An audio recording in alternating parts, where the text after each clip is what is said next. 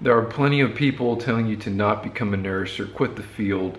There are plenty of successful channels and pages on Instagram that make fun of nursing through memes. I'm always going to tell you, friends, the best way to be a successful nurse, and not even just a successful nurse, but a successful individual in this life. That is me. That is what I do here on this channel.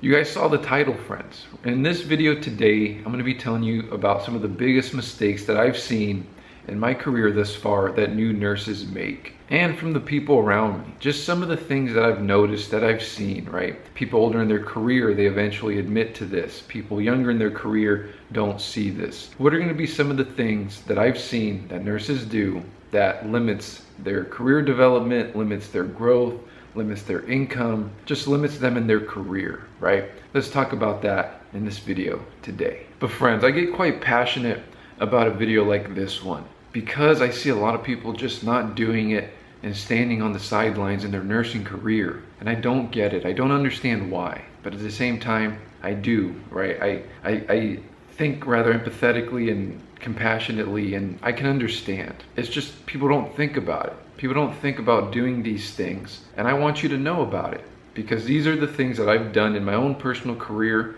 that have allowed me in about 5.5 years, a little under 6 years. It'll be 6 years in March of 2025 that I've been a nurse. So in this amount of time, how I've gone from working, not even in a hospital, working in a county jail to a state prison, being in that environment, getting that work experience, and then flipping it to now be a nurse consultant working from home.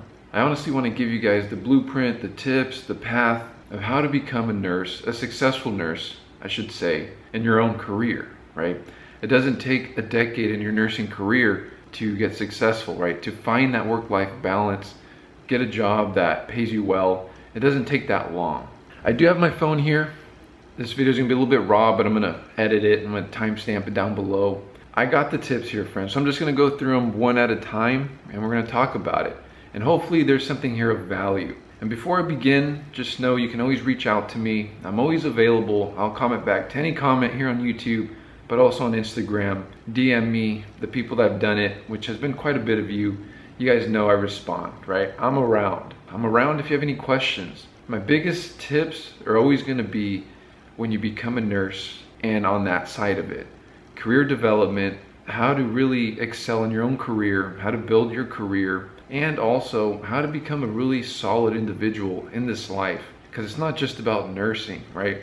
And I think that's where I differ from a lot of channels. A lot of people just think of you as a nurse and that's it. Nursing is only a thing that I do, right? And I want to make that very clear. Nursing for you will always only be a thing that you do. It's not who you are, it's not all you do, it's just one thing. One thing, it's the career part of your whole foundation. And the thing is, you don't have to enjoy it. All you have to do is just be professional. That's it. Just be professional as a nurse. Clock in, clock out. You're helping people, but let's say you don't have a very strong desire. I'm very transparent with that. That's okay.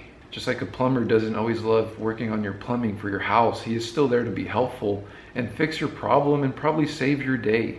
It's just how they carry themselves. So as a nurse, it's the same thing. You clock in, maybe you don't love your job. Just be professional, be helpful, save that person's day, put a stamp in their life. And then you clock out at the end of the day and that's it, right? You're done being a nurse. Now you go on to the rest of your life. So that's always the picture I want to paint on this channel, that wide spectrum. But I know I'm rambling, friends. So let me get to it here.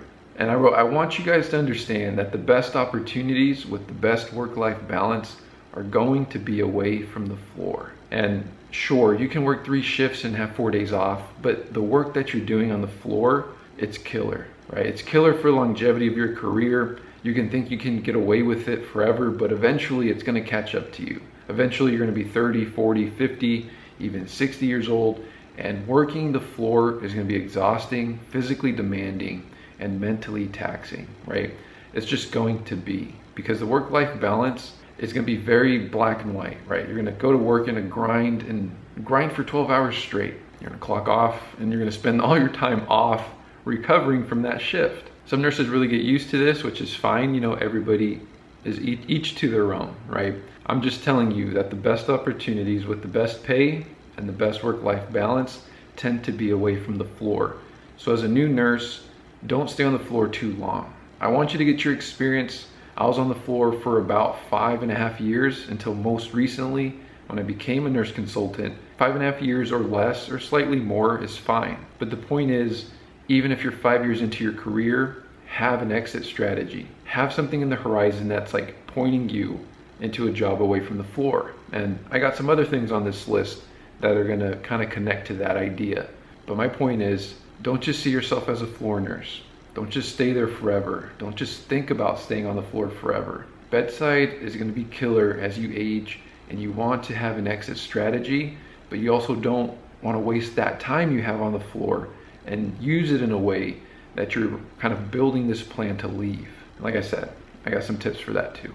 Not being financially savvy, right? And like I said, these are not just tips about how to have the best skills as a nurse. For me, I wasn't the best skilled nurse in the field, right? IVs and doing all these other skills, it wasn't my thing. For me, nursing has always been a career path.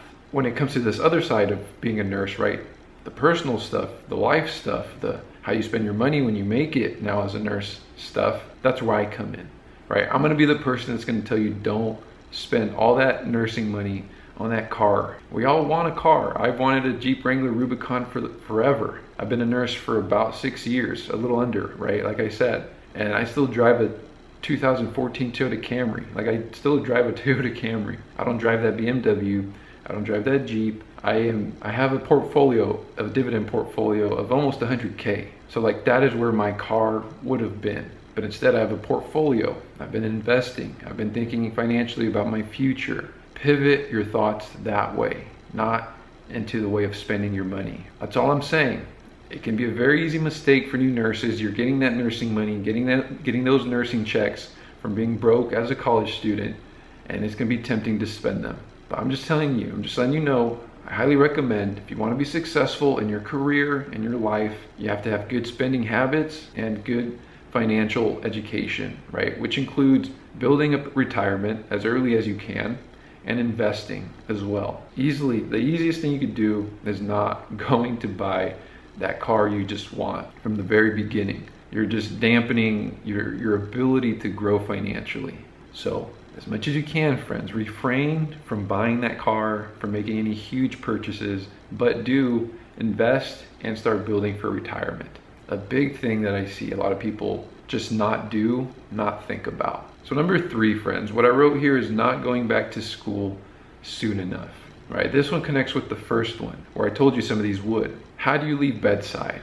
One way to do it is as easy as going back to school. Sure, getting that floor nurse experience, but also combining that with going back to school. What I see, a lot of new nurses just don't think about a plan or a blueprint for their career moving forward. They just see themselves in this moment as a floor nurse, that's all I am, and everything else kind of just doesn't pierce their mind. So they just continue to hyper focus on what's in front of them. You have to think about your career longevity. I said the best opportunities with the best work-life balance, with the best pay, are away from the floor. What you're gonna find if you wanna get one of these positions with the best work-life balance, being away from the floor with the best income, they're gonna require a higher level nursing degree. Whether it's a bachelor's, which is good and it's helpful, but even more so now, friends, what's most competitive is getting a master's degree. And it really doesn't have to be that difficult. I told myself I'd never go back to school, but I went back to school about 2.5, 3 years into my own career.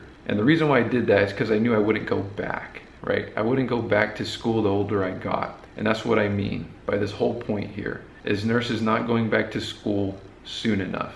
Time passes, life happens, you get busier, you get a family. It becomes the least on your priority list, right? Going back to school, right? Because it goes kids, surviving, right? Getting groceries, like everything else is getting prioritized instead of going back to school, which really, it's not just going back to school, but it's going back to school for a job promotion, a better job, a better work-life balance. All those are on the same line. What you'll find is you'll likely need a higher level nursing degree to get you there. Whether you want to work as an NP, nurse administration, like a nurse manager, nurse supervisor, director of nursing, chief nurse executive, nurse consultant, those are the type of jobs you're going to want to get one day, because, like we said, you can't work on the floor forever, and you're going to want to make more money. You're going to want better work-life balance, a better schedule. You're not going to be wanting to physically break your back your whole career, because, as you've heard, that does happen when you work on the floor. It's physically demanding. So hopefully some of the stuff I said in this point was helpful.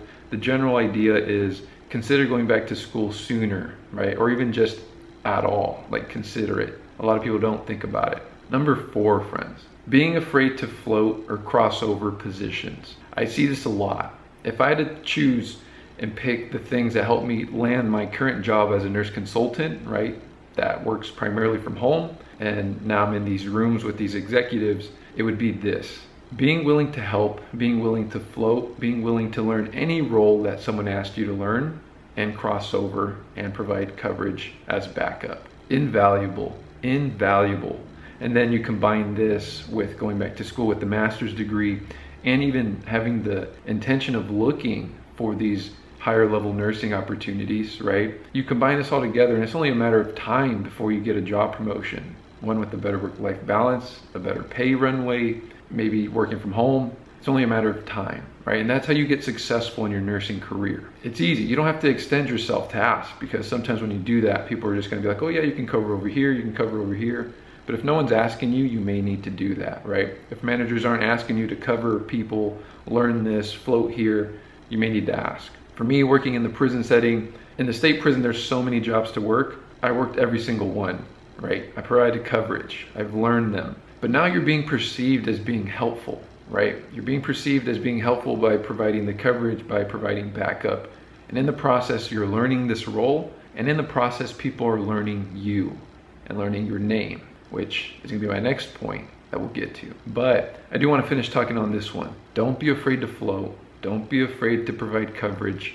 Yes, it's like a double-edged sword, right? You're going to hear, oh, the more helpful you are, the more work you get. It's true. So you do got to be careful. I eventually found myself in a couple instances where I was getting pulled too much because I was so helpful. I was like a utility tool, right? I still had my job to do, but then they were pulling me to do case management and then work in the clinic and then work telehealth. Like they were pulling me in so many different areas, right? So it does happen. But that also helps you in a way because you get forced to say no, which is important in the workforce. And maybe that's a topic for a whole nother video. But my point here, friends, get that experience, learn as much as you can, get known.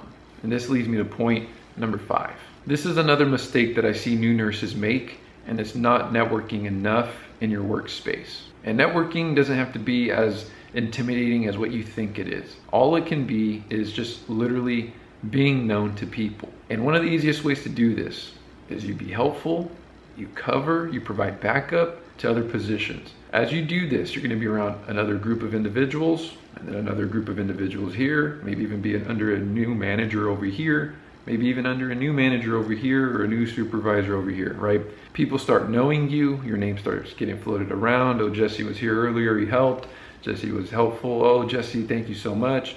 Not only are you doing people a favor, the situation is also helping you, right? By indirectly networking. That is networking. That's what I would do. I would cover here, cover there, be back up here. And in the process, I was working around this group and they got to know me. I worked around this group, they got to know me. They had a different supervisor, they found out who I was. They had a different supervisor, found out who I was. And I was doing this everywhere I could. And eventually my name got thrown around, right? Jesse, as being this really great worker, is hardworking, willing to help, knows everything, knows all these positions. That's how I indirectly networked. And in the process, I got really good contacts from a lot of different areas. If I needed something from over here, I had a name. If I needed something from over here, I had a name. Over there, I had a name, right? That's how I networked. And eventually my name got up to a higher level, right? Which was headquarters. For you, if you work in a hospital, these could be the director level. They start to know your name, right? So now if you ever do want to promote, it's very easy. At some point I became a nurse manager, and it actually was very easy to become a nurse manager for me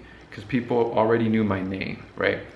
Long story short, I didn't like being a nurse manager. That's why I didn't stay. That's why I actually do what I do now. But the point is network, right? Get people to know you, even if you're too shy, you're like an introvert, you don't want to get to know people. A very easy indirect way of doing this is cross coverage, being backup, floating around and learning as many positions as you can. And I think that's it, friends. It looks like that's all I had. So these are the 5 biggest mistakes / tips that I want to give you new nurses out there going into your careers. Like I said, this channel is not to make a mockery of nursing. It's not to make memes of nursing. It's not to tell you to leave nursing as a career. I will always be here to tell you that nursing is only one thing that you do in this life. It is not who you are. It's not all that you do. It's just one thing. If you guys have any questions about how to build out your career, you're already on the other side as an RN. Honestly, I think that's where I specialize the best, just because that's what I've done in my own career, right? Get to where I've gotten as quickly as I've gotten. I can help you there. If you're trying to become a nurse, I can help you in some ways too. I'll never forget what it felt like to start that journey, be in that journey, be immersed in the stress, the anxiety, and the challenge, the imposter syndrome. Just know that imposter syndrome never goes away. That's gonna be something you have to work on even afterwards, probably in your whole life, to be honest. As long as you're challenging yourself and wanting to grow, I'll always be there. Anyways, friends, I'm rambling. You know where to find me. If you don't, find me on Instagram, Male Nurse Mentor. Send me a DM, hit me with a follow.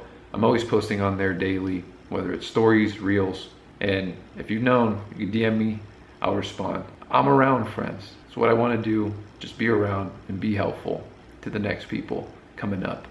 I'll see you guys on the next one.